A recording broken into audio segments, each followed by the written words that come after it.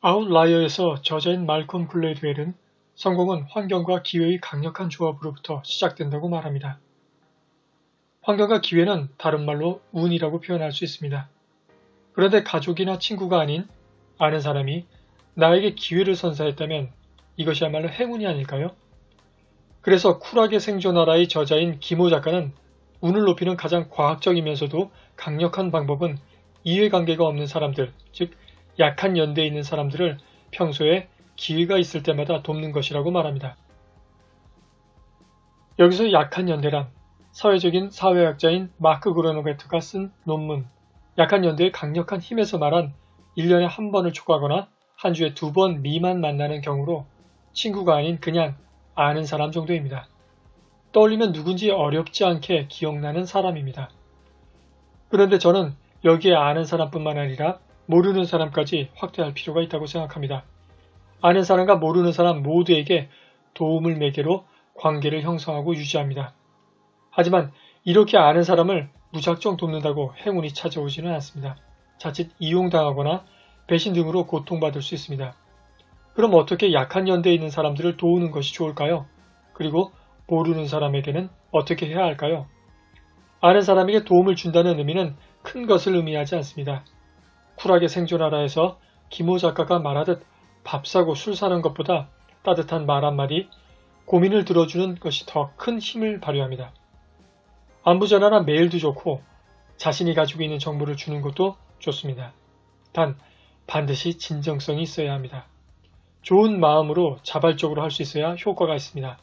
만일 준 만큼 받아야겠다는 마음으로 도움을 준다면 나도 스트레스 받고 상대방도 느끼게 됩니다.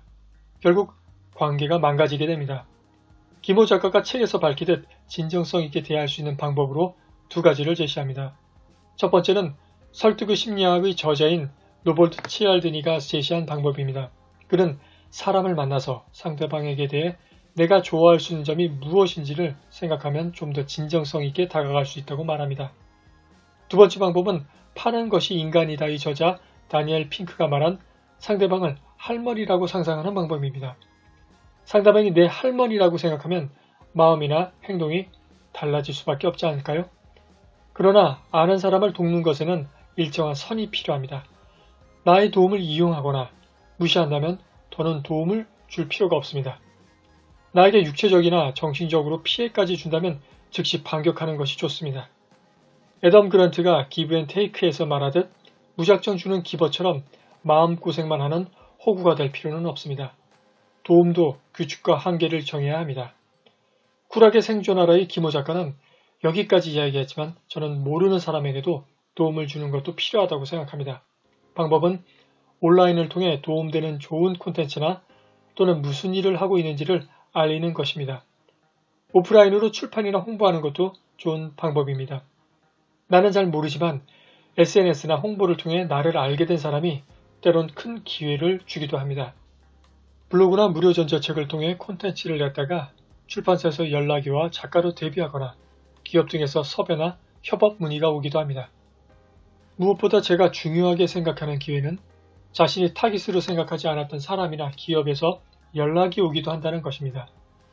자기가 생각지 못했던 아이디어와 기회를 더 많이 접할 수 있다는 점에서 높이 평가하는 부분입니다.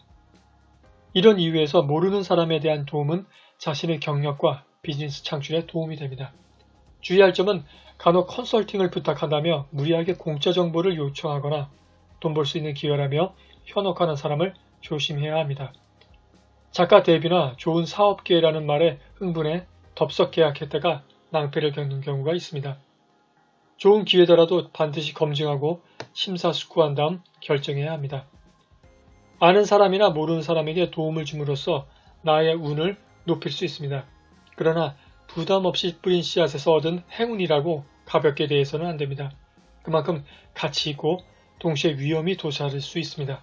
차분하게 접근하고 차갑게 검토하는 과정을 거쳐야 한다는 것을 당부드립니다. 감사합니다.